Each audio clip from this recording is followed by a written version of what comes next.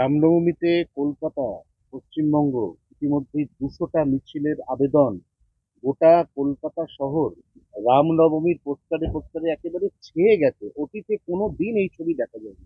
না, শুধুমাত্র অতীতে বিজেপি নয়, অন্যান্য রাজনৈতিক দলের তরফ থেকে অরাজনৈতিক বিভিন্ন সংগঠন, কর্মসূচি সেগুলোও সনাতনী করা হচ্ছে। সংগঠন, ব্যাপারটা হচ্ছে, রামনবমীকে সামনে প্রথম রেখে। থেকে আমি বলি এটা হচ্ছে অরাজনৈতিক।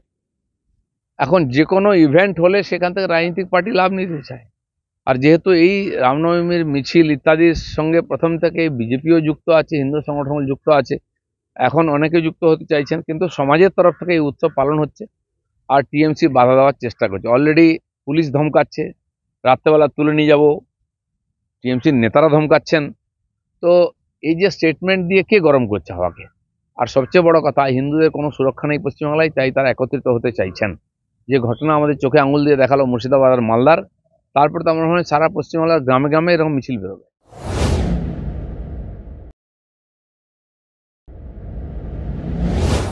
এরা আটকাতে গিয়ে আমাদের বাড়াচ্ছে। দেখুন, মন্দিরের আন্দোলন যখন থেকে শুরু হয়েছে, সেই 86 সালে রাম রথ বেরোলো, রাম মন্দিরের হাওয়া সারা দেশে লেগেছে, তখন থেকে হিন্দু জাগরণ হয়েছে।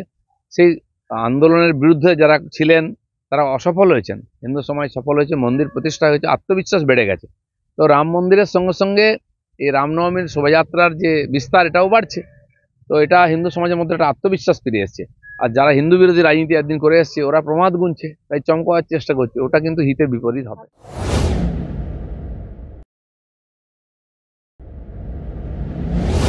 ফায়দা তো আমরা নিয়েছি। আমরা খোলাখুলি হিন্দুত্বের পক্ষে কথা বলি। হিন্দু সমাজের সঙ্গে কে দাঁড়ায়? হিন্দু সমাজ যখন মার খায়, লুটপাট হয়, দাঙ্গা হয়, বিজেপি দাঁড়ায়।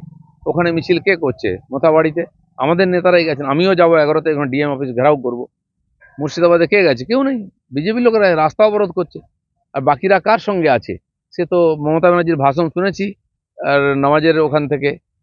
তো উনি ওখানে গিয়ে হিন্দু সমাজকে ধমকাবেন, মুসলমান সমাজকে উস্কাবেন, তার পরিণাম যা হবে আমরা জানি। সে হিন্দুকে বাঁচতে হলে তার নিজের থেকে নিজের সুরক্ষার ব্যবস্থা করতে হবে।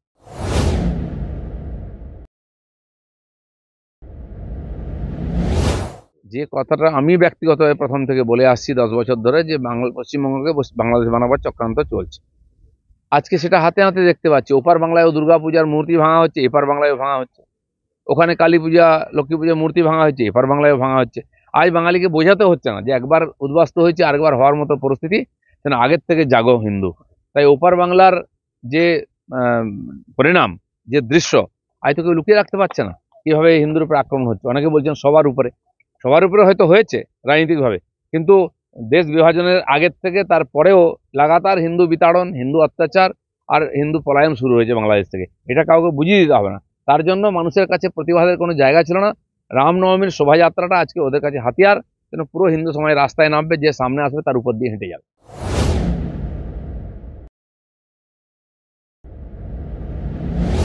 ঠিকই আছে, ওনার দায়িত্ব আছে যে শান্তিপূর্ণভাবে আয়োজন হয়। তারা যদি আয়োজনকে শান্তিপূর্ণ করতে না চেয়ে অশান্তি করতে চান, তার দায় কিন্তু পুলিশের থাকবে। পুলিশের ক্ষমতা যোগ্যতা আমরা জানি। তারা অপরাধীদের হাত দিতে পারে না একটা সম্প্রদায়ের হলে। আর হিন্দুদেরকে সহবত শেখায়, সেকুলারিজম শেখায়, এসব কিচ্ছু শেখাবেন না। যুগ যুগ ধরে হিন্দু সেকুলার থাকবে। আর তাদের জন্যই ভারতবর্ষে সেকুলারিজম আছে।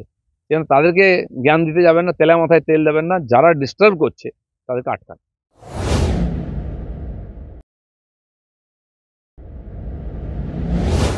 না, রাত জেগে দেখুক না, যাতে অশান্তি না হয়। তাতে তো কোনো সমস্যা নেই। ঈদ হয়ে গেল, সুন্দরভাবে হয়েছে, আপত্তি নেই।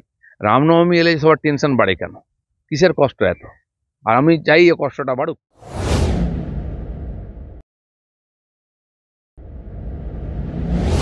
না, স্বাভাবিক আছে। এত বড় একটা ইভেন্ট, যেটা আপনারা বলছেন যে গ্রামে গঞ্জে হচ্ছে, বাড়ছে প্রতি বছর, এত বড় ইভেন্ট হবে, সমস্ত পুলিশ কর্মী তো পশ্চিমবাংলায় কম, আরো বাড়ানো উচিত, যাতে সব জায়গায় শান্তিপূর্ণভাবে হবে। সেই জন্য সব জায়গায় পুলিশের যাওয়ার দরকার নেই। ধার্মিক আয়োজন যেখানে মনে হচ্ছে সমস্যা হতে পারে, যে হাওড়ায় বা ওখানে শ্রীরামপুরে বা এতে যদি ঢিল পাটকেল পড়ে আর আমাদের রামনবমী মিছিলের উপরে, সেই জায়গায় পুলিশকে আগে থেকে নজর রাখা উচিত। হিন্দুরা নিজেদের উৎসব পরব শান্তিপূর্ণ উদযাপন করতে জানে। কোনো পুলিশের প্রয়োজন নেই আমাদের। যেখানে প্রয়োজন সেখানে পুলিশ থাকুক। এটা 6 তারিখ তো রবিবার, পুলিশের অনেকের উইকলি অফ ক্যান্সেল হয়ে, এটা বিজেপির উপর রেগে যাবে না? না, যখন ইডেনে ম্যাচ হয় তখন তো ছুটি পায় না সবাই। ডিউটি, পুলিশের কাজই হচ্ছে ইমার্জেন্সি ডিউটি, আর দিতে হবে। সেজন্য পুলিশের সংখ্যা বাড়ানো উচিত, রিক্রুটমেন্ট করা উচিত।